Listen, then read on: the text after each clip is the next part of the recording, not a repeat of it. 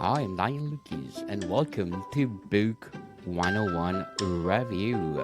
Book 101 is all about the books that I read for the last 40 years, and today I have my special guest. She's international best-selling author, TEDx speaker, and trauma advocate, using storytelling to create safety, change, and healing. No other than Miss Amanda Quick. Thank you. Thank you Thank so you. much for having me. Yes, thank you, and welcome to Book 101 Review, Miss Amanda. And can you please introduce yourself? Yes, well, you said it very well yourself. I'm a author, a speaker, and an advocate, as well as a coach who is mission to help other people also share their big stories with the world. Definitely. And Miss Amanda Quick, thank you for sharing your talents to the world. I hope you will continue it and empower all people all over the world. What inspired you to become an author? Well, I lived through a very big story that a lot of people don't make it out the other side, and the calling in me to share my story and write my book was really, really loud, and it felt like it was just I had to. There wasn't really another explanation, and Yes. so many people go through really, really challenging things, and they sit in the shame and they hide it and they don't share what they walk through. But so many people need to know they're not alone in those experiences, and that there is opportunity on the other side. Definitely. So, how did you come up with the ideas of your book, The Sex Trafficker's Wife? So this is my lived experience. This is my life from 2016 to 2020 that I lived through. So it was very much, reliving my own experience in detail to write my book. Can you describe the typical writing of The Sex Trafficker's Wife? So it's really walking through what I went through, what my thought processes were. It's a lot like me sitting down to tell you my story. It's very much, this is what happened and this is how I felt about it. And in the end, this is what I learned also. Yes. So, did you outline your book I before did writing? not. Wow. No, I did not. And I actually get this question quite a lot from people who also have stories and want to share, and they don't know where to start and how do I do this. And the way that I actually did it is I sat down and I almost imagined that I was going to tell you what happened. And I started writing it like that. And the first draft was much shorter, but every time I reread it and edited it, I would get reminded of another component or another piece. And then I would go through my photos. And so it expanded and evolved, but it didn't start with an outline because it really started with, this is when the story began that I'm here to tell you. Yes, it is. So, how do you stay motivated during the writing process? So, writing a memoir like this is a very emotionally challenging thing to do because you're reliving your trauma in detail. And I chose to look at this as an opportunity to actually allow the healing to happen, because I got to experience in a lot of ways what happened as I wrote it, but I was on the other end of it. I had gotten out of it. And so I could acknowledge the feelings that I didn't really feel safe to acknowledge before. And I could use that. And I, to be honest, had to set it down for months at a time to process, to breathe, to release. But the motivation and the knowing of what was on the other end of writing always kept me back going. And then, really, at the very end, the last probably 6 months, I had to very carefully carve out specific time in my day and really focus on pushing to the end, because how much is enough and how many times does it need editing, and all of those things. But in the end, I hired support to help me kind of complete that last piece. But it took me over 2 years to complete because of really just the amount of times I had to sit it down and process. So, how did you create relatable and memorable memoir? of Well, yours? I shared my story. I mean, this really uh, recognizing that so many people have gone through challenging relationships. So many people have experienced similar things. And so my goal was to approach this with as much radical honesty and accountability for myself, as well as empathizing with my past self, which is really an invitation for other people to see themselves in another lens and recognize that we all are doing the very best that we can where we are, and that once we know more, we have an opportunity to change and to stand up for ourselves and our children. So this will be autobiography or a memoir. Correct. Yes. So which one? It's a It's memoir a or memoir. it's a It's a memoir? memoir. Yes. Okay.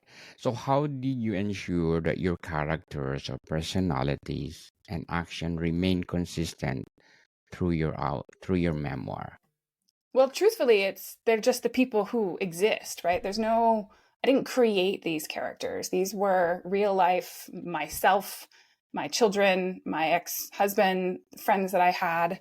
And so, there's not quite the same need to craft a character when that's the real life person. So I'm recalling real lived experiences. Yes. Real people. So what's your favorite chapter of your memoir? Oh, honestly, that is a hard question. It's either the first one or the last one, because the first one really captures you and you need to know more, but it is the beginning of the most challenging period in my life. But, the last one, it's really a lot of reflection on my part and a lot of understanding why things were the way they were and the opportunity in the trauma and the challenge. And, my goal wasn't just to share the story, but to really inspire hope in others for their stories. What do you think makes your memoir compelling and engaging? Well, it is a shocking event to anybody. Having the person that you thought you knew not come home because they've been arrested for attempted human trafficking is a pretty shocking event in my life. But then to write about it, and intentionally, I chose the name "The Sex Trafficker's Wife" to really share the amount of shock that I went through. And um, you know, as I was living through, it was always like, here's another thing and another thing and another thing. It was worse than any TV drama. And so there's always more that continues to happen. And I really share that in the story. Just like the movie Taken. Yeah, exactly. Oh, that's awesome movie. And have you ever rewrite your memoir? I haven't rewritten it, no, not since I published it. I do have plans for more books, which in the way that I tend to write, it's generally other lessons and lived experiences from my own learnings. So how did you manage the pricing of your memoir? Basically, just where the market is at. For a 200-page paperback, it's generally usually about the same price. I worked with a publishing company to help me do the cover and the final editing and some of the descriptions, and so they helped me set the initial pricing. But it's really just in line with what other books of that length and type are. How do you handle writer's block when you're writing your memoir? Well, writer's block to me is really an emotional process more than a mental one, and it's really understanding what emotion is challenging us at the moment that we're not wanting to look at, that's blocking us from continuing, and being gentle with ourselves and give grace, especially when you're reliving a very challenging time in your life, and finding support, whether that's therapy or coach or friends or whatever you need to do to really look at what emotion, shame, judgment, guilt is coming up for you that you're having a hard time writing. Definitely. Totally agree with you, Miss Amanda. Before we go on, I'm inviting you to please do listen to my other podcast, Food 101, our fourth season with Chef Alessandro, one of specialty chef in one of the five-star hotel in downtown Toronto. Please do tune in for our fifth season, people, fifth season, because our Food 101 will become more bigger, better, and bolder. So tune in, people, and please do listen. Food 101. So, Miss Amanda, what is the most challenging when you're writing your memoir? The most challenging is truly understanding the power behind the very dark experiences you walked through and giving yourself grace as you go through that process. Yes, grace, people, and I think forgive yourself, right? Exactly. Accept yourself. So, can you share a lesson you've learned Oh when you're gosh. writing memoir? The one that's coming to mind to share right now is, so many mothers especially, we put ourselves at the bottom of the pile. We everybody else comes first. We take care of our kids, we take care of our spouses, we take care of our friends, and we think that we're doing this so that everybody else is okay, right? There's so many things to take Yes, care of, but I had to learn through my experiences and really reminded as I was writing that it's actually backwards. As moms, we actually have to put ourselves first because we cannot take care of others until we are okay. And the belief that we have to do these set of things so our kids are okay, stay in the relationship, etc., is backwards when we're not okay. And our kids actually connect to us and ground to us. And so the more grounded and stable we are, the better they are. It's flipped. And I really hope that other mothers hear me when I say you have to take care of yourself, you have to exercise, you have to take time to yourself, and you have to really check in when things are challenging. What do you need? And is this situation supporting you? And put down all of the beliefs about the kids just for a minute and really check in of what you're teaching and modeling for your children as you're doing that. yes, indeed. So, how do you handle criticism and feedback from your readers? You'd be surprised. When I first took my story to social media, I got a lot of hate. Uh, and honestly, if it hit me and if I felt, upset by it, then I took it as an opportunity that there was something that I was still judging myself for. And once I processed that, I had this realization that if I left the comments, other people would come to my defense. And that really makes the algorithms very happy. And so I allowed the criticism to help me reach more people. To inspire them. Yeah. And Miss Amanda, can you read one of your favorite chapter of your book, Uh, let's see. You want me to read the whole chapter? please? Okay. Let's see. I feel like I need to start at the beginning. Okay. Chapter 1. It was a Tuesday in late April of 2016. Ethan, my oldest son, was turning 6 in just a couple of days, and Axel had just turned 4. Milo, my baby, was only 14 months old and still nursing quite frequently. It seemed like most days he was literally attached to me 24/7. He was either directly on my breast or wrapped in a baby carrier on my back. My 3 boys were my whole world. My mom was on her way to visit us in Colorado from where she lived in Hawaii. She tried to visit at least annually and usually came during the 2 big boys' birthday week at the end of April. I was feeling the pressure to make sure I got everything ready in time. My relationship with my mom hadn't been so great, really, since I was a teenager, which is why I moved out at 17. She wanted to connect with me, but I wasn't super interested. She was passive aggressive, and I had always felt she had so many expectations of who I was supposed to turn out to be, and clearly I was not meeting them. Thankfully, I had scheduled a house cleaner to come and help me get ready. When I was pregnant with Milo, I finally hired someone to help out every couple of weeks. Charlie, my husband, had been getting upset that I didn't keep the house clean enough. He did eventually realize that he too was capable of cleaning, but instead of doing so, he suggested I hire someone. Keeping the house picture-perfect clean was near impossible with 3 kids under 5. But that was my job these days, the house and the kids.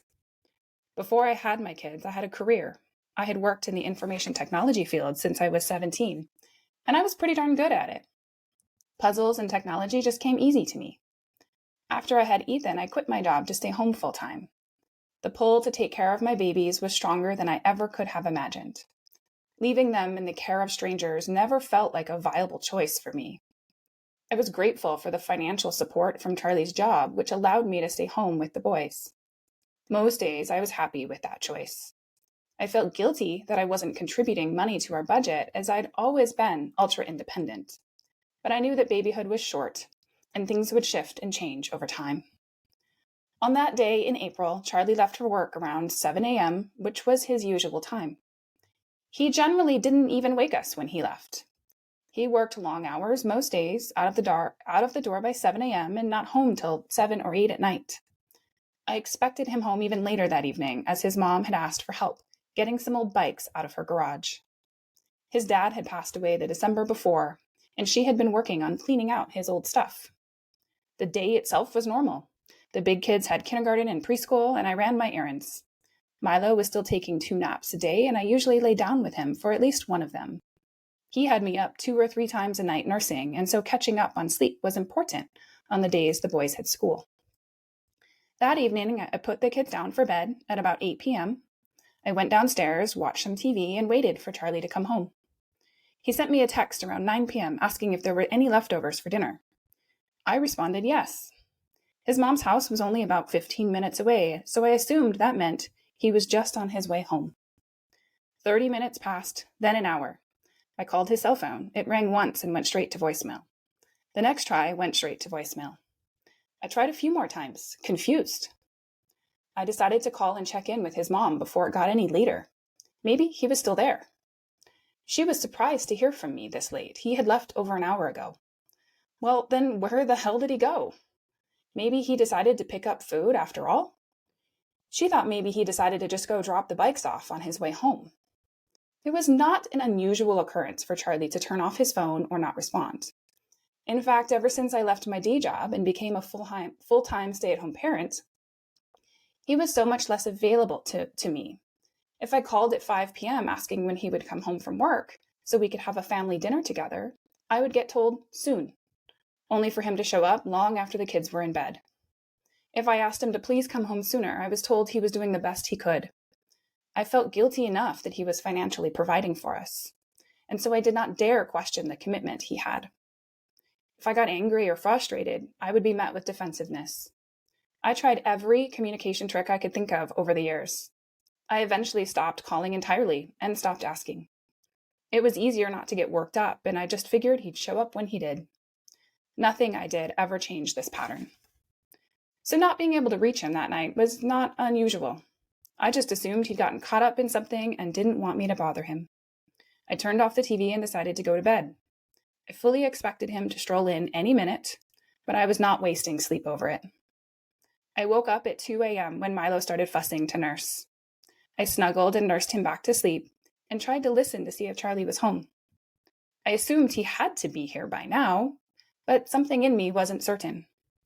Once Milo finished, I ninja rolled out of bed so I wouldn't disturb him and went to check downstairs. Charlie and I hadn't slept in the same bed since Ethan was a baby. He just seemed to prefer the couch and falling asleep to the TV over sharing a bed with me and the current nursling. I hated the TV noise and preferred silence or simple white noise. It worked for us. And with 3 kids, it clearly didn't prevent us from being intimate. I peeked downstairs. No Charlie. I checked outside. The van he had taken that morning to ferry the bikes, that wasn't home either. His phone still went straight to voicemail. What the fuck? Where was he? I went back to bed, not wanting Milo to wake and realize I was gone. If he woke and I wasn't there, he'd squeal so loud the other 2 would wake up. So I just laid there, trying to stay calm. My mind was racing. Where could he be? I mean, he was notoriously late, sure, but not this late. He'd never done this before. My mind immediately went to a worst-case scenario. Was he dead in a ditch somewhere? What if he was actually gone? I was going to be all alone with 3 kids. Oh my God, the boys.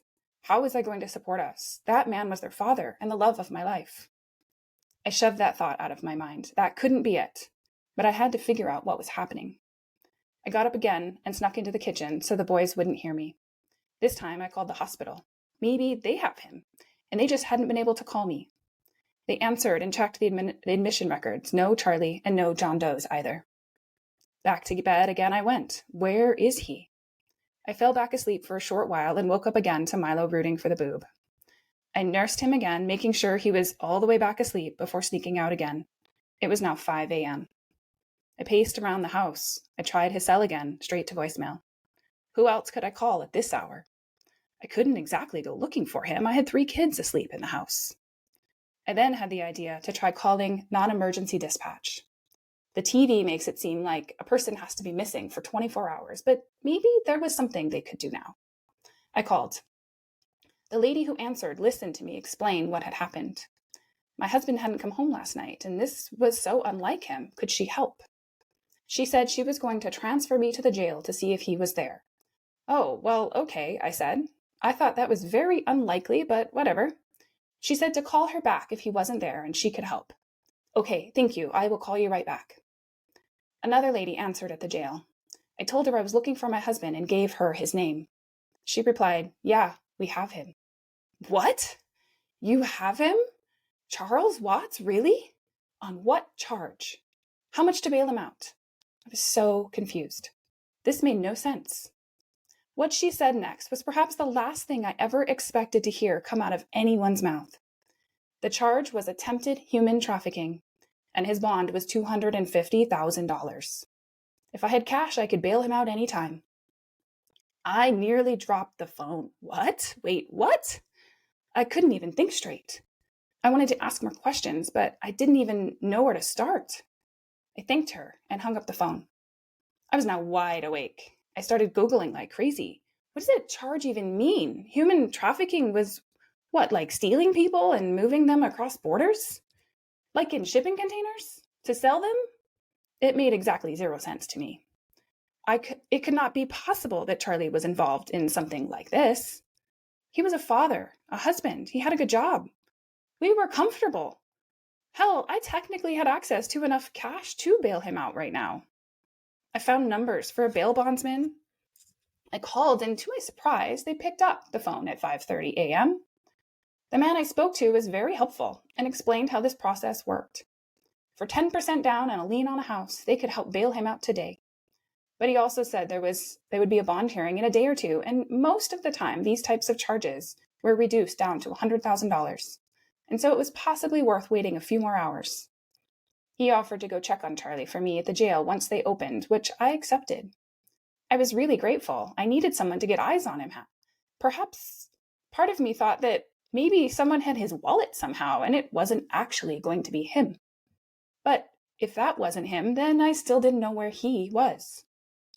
I hung up and started trying to call lawyers. I've certainly watched enough crime shows to know that I needed a lawyer ASAP.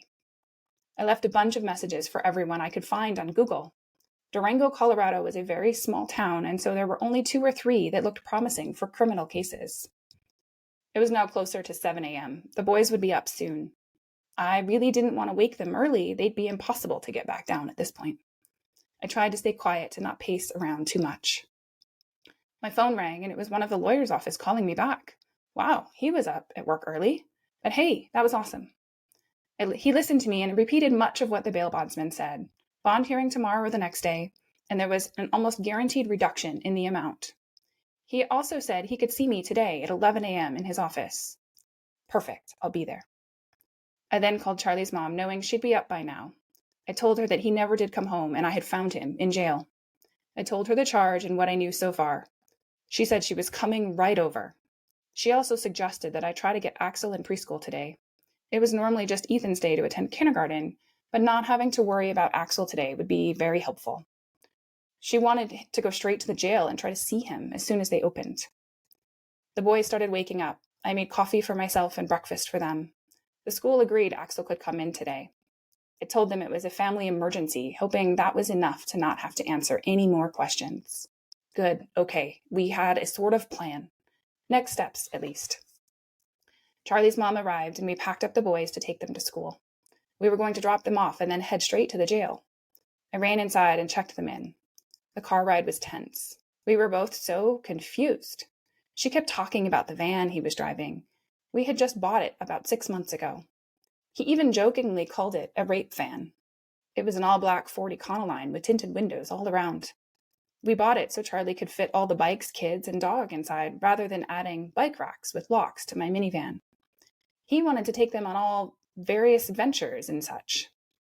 His mom kept feeling like there was something there. Maybe the guy we bought it from had a warrant out and it was flagged. I was pretty skeptical, but we'd already registered it, so hey, I would take any explanation at this point. We got to the jail and walked inside. I was carrying Milo on my hip in a ring sling. He was still too young for preschool, and he was also young enough that he thankfully wouldn't understand where we were or what was going on. We asked to see Charlie. The lady at the front told me that you can't just visit someone in jail. You had to have an appointment. And the soonest we would be able to do that was tomorrow. What? Seriously? Clearly, we did not know how any of this worked. I knew better than to argue with her, especially when I had a baby strapped to me. Fine. Nothing we could do. We walked out. That was a total bust. I called the number the lady gave me from my phone and scheduled to see him tomorrow morning. I gave her my name and birthday as well as Charlie's mom and Milo's info too. We hung up and started to head back to the car. My phone immediately rang. It was the jail. The lady I had just made the appointment with told me that due to the nature of the charges, Milo would not be able to come for a visit. What? Why not? I was confused again. Milo was his son. Why couldn't he come? She repeated that because of the charge, Charlie could not visit with any minor. Well, fuck. Okay then. I took his name off the list. Now I also needed a babysitter, which was not something I was super comfortable with. I was not even sure who I could call. I would figure that out later, I guessed. After I hung up with them, we ran into the bail bondsman. I don't even know how I knew it was him, but I did. He had just come out of the jail after checking on Charlie. I shoved my phone at him. My background was a photo of Charlie with all of the boys. Is this him? Is this who you saw? Part of me hoped it wasn't. Yes, he said. That's him. My heart sank again. Well, at least I knew he wasn't dead. How is he? I asked. He's okay, shaken up, but okay. I was so grateful that someone was able to check on him, even if it wasn't me. I thanked him and told him that I would be in touch just as soon as we heard about what was going to happen at the bond hearing. I had already initiated a transfer of money, but I didn't want to close any doors just yet. We got back in the car and headed to my house. We had a couple of hours until we needed to be at the lawyer's office, and Milo needed his morning nap. We were both grateful that Charlie was alive, but still so confused as to what was actually going on. As I drove, I realized, shit, I have to call his office. He was MIA at work. I didn't want him to lose his job over this. While I know he'd not been happy there for a while, whatever was going on shouldn't be what decided how that ended. I also realized I didn't actually know who to call. I didn't even know what his title was anymore. When I had left my job, it had also cut me off from knowing anything about Charlie's position. He would say that things were hard, and he didn't want to mix up the good that was us and the family with how messy it was at work. He literally never spoke about his role or what was going on with the company. Since I used to work for the same company, I decided to call the contacts I did know. Someone there would know who to get the message to the right people. I tried a few people, some through Facebook, some through old stored numbers in my phone. I also called the main line and left a message. I hoped that at least someone would get it to whomever he reported to. I used the same story. It was a family emergency, and I didn't expect him to be in all week. But he'd be in touch as soon as he could. He'd been there 12 years and was well respected, so I knew that they would take that as sufficient information to explain his absence. I was so grateful, one less obstacle. We got back to my house and I put Milo down for a nap. I hadn't eaten anything yet, and I was running on pure adrenaline. I kept pacing around the house. I needed to do something, but I didn't know what that something was. Charlie's mom was trying to keep me calm. She kept offering new theories or possibilities that could explain what was happening. I mostly ignored her. Fuck, I had to call my mom. She was literally on her way to my house right then. There was no option to keep this from her. She was going to be here tomorrow. I called her and she picked up. She and my stepdad had flown from Hawaii, where they lived, and I grew up, to Phoenix, and they were driving the rest of the way to Colorado. I told her what happened, and I immediately followed up with saying I had to stick by him and figure out what was going on here. She said, of course, of course. But I didn't actually believe her. I could feel the judgment already. I sucked it up and eventually hung up. It was time to wake Milo and go visit the lawyer. The lawyer worked out of a small office along Main Avenue in downtown. All of the buildings were old and creaky. We figured out which one was his and waited in the lobby for him to be ready to see us. Eventually, we were called in and sat down to try and explain what we knew. Charlie's mom was offering her theories. We both kept repeating that none of this made any sense. This wasn't Charlie. The lawyer listened and said he could help. He would need a $20,000 retainer, and he could call Charlie on the non-recorded line at the jail and get some more information. Okay, cool, I agreed. I had the cash in the checking account and could write him a check right away. As I started to do that, my phone rang. I picked it up. I had to accept the charges for the call. It was Charlie. I accepted the charges and answered the phone. He sounded so scared. I very quickly told him that I knew where he was and what the charges were. He said this was the first time that they let him call me. He said he'd been trying to get them to let him call me all night. I didn't want him to say anything more, knowing they were recording his calls. I told him I was currently in a lawyer's office and we were about to pay him a retainer so he could talk to him confidentially. Charlie was not going to say anything else to me. I said, I love you and we will get through this. I hung up and finished writing the check. The lawyer asked us to step out of the room so he could make the call. Charlie was his client, not us. He was very clear about that when I gave them a retainer. We left the office and I let Milo down to toddle around the waiting room. I was quiet and nervous. What could possibly be the explanation here? I was starting to think that there was more going on than I knew, but all of this still made exactly zero sense. After 10 minutes, the lawyer called me back into his office. Just me this time, not his mom, to which she was pretty taken aback. I left Milo with her and went in. He had notes from his phone call with Charlie. He summarized them for me. There was an online ad that Charlie had responded to. He said he was trying to help them. He thought it wasn't real. Huh? I was still so confused. An ad for what? My mind was trying to process what he was telling me, and it wasn't working very well. The lawyer said the next steps were to get through the bond hearing. We needed to be prepared for Charlie not to be allowed to come home or to see the kids. He was going to try what he could to get us some type of communication allowed, but we should know that might not happen. Okay then. We left his office and headed back to my house.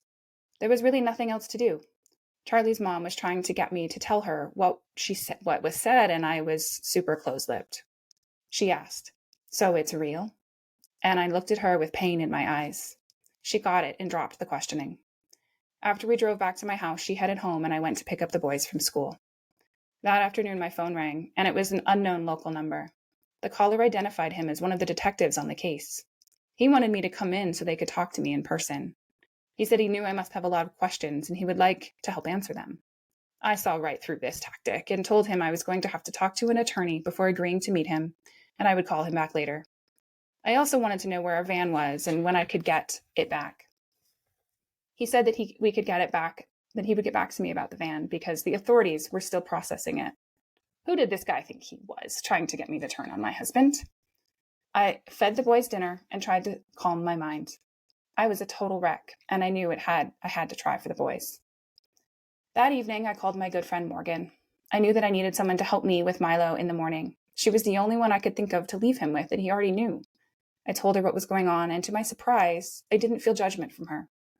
She had always liked Charlie and reminded me that he was a good man. There had to be an explanation that made sense. She also agreed not to tell her husband what was happening just yet and came right over in the morning. Her husband, Greg, and I used to be very close, but over the years that changed and I became closer to Morgan as we were both stay-at-home mothers. I was terrified of anyone finding out what was going on and still hoped that it was something was going to just go away. The next morning, Charlie's mom came over and helped me to get the boys off to school. It was a normal school day for them. Morgan arrived to watch Milo, and Charlie's mom and I left to drop off the other two boys, just like yesterday, and headed back to the jail. This time we had an appointment. The lady told us we would be meeting with Charlie over video. Wait, what? We couldn't actually see him? No, that's apparently protocol. Well, that sucks. We only had 30 minutes. She led us to a room with about 20 old-school CRT monitors. The big ones that looked to be at least 20 years old. We connected and waited. Charlie came on the screen. He looked exhausted and was disheveled. He clearly had been crying and seemed so scared. I shared with him that the lawyer would meet him at the bond hearing. Everyone seemed to think his bond would get reduced, so we just needed to hang tight. If it didn't get reduced, I would still get him out, but I was hoping his bond would get reduced. He agreed with my logic and said he was doing okay. We knew that he couldn't ask any real questions about what was happening, but we wanted him to know that we were there for him. We ended the video connection after telling him that we would see him that afternoon in court. As we left the jail, my phone rang. It was a police officer informing me I could pick up my vehicle at the impound lot. I didn't want them to hold on to it any longer than necessary, so we headed right there. The impound lot was near the hospital in this small, gated building, mostly deserted, with no one even on duty. You had to have someone meet you there to let you in. The cop was pulling in just as we got there. He handed us the keys, and I signed out the vehicle. In the back, I got a look at the van. It had bright yellow evidence stickers over every door. Inside, they had left a paper roster on the passenger seat of all of the things that they confiscated as evidence. I was in the driver's seat, and Charlie's mom saw it first. She picked it up, and her face fell. "I'm so sorry," she said, as she handed it over. They had taken his work computer, iPad, and phone. They'd also taken condoms he had on him and a bunch of cash. It was more evidence that really didn't look good. We never even used condoms, and so I really did not like what any of this implied. I did not allow myself to slow down long enough to thoroughly question anything. I kept hold of the idea that there had to be reasonable explanation for everything. I drove the van to the grocery store parking lot and parked it as far away from the other cars as I could, with Charlie's mom behind me in my car. It was a very difficult vehicle to drive, and neither she or I thought we could actually get it backed into the driveway safely. At least this way it was out of police hands. My plan was to get help moving it, and my stepdad arrived that evening. We headed back to my house. I was a wreck, but doing my darndest to stay calm. Charlie's mom was trying to help. She kept talking to me, trying to reassure me I needed space. I hid in my room to nurse Milo and just pretended I was fine. Eventually, it was time to head to the courthouse. Charlie's sister decided she also wanted to show support at the courthouse. We figured it couldn't hurt to save us, to have us all there. His sister, myself, and his mom all walked into the courtroom and took our seats. After the judge was seated, they brought in the accused prisoners, dressed in orange with shackles on their hands and feet. In walked about 10 men. All of them looked disheveled and with their heads down. Charlie was among the group of them. I had never seen him looking anything like this. He looked as if he was trying very hard not to cry. His hair was all over the Miss place. Amanda, can Yes, you go just ahead. stop over there? And thank you so much for sharing your memoir to the world. So my last question is, what advice would you give to aspiring authors working on their first book?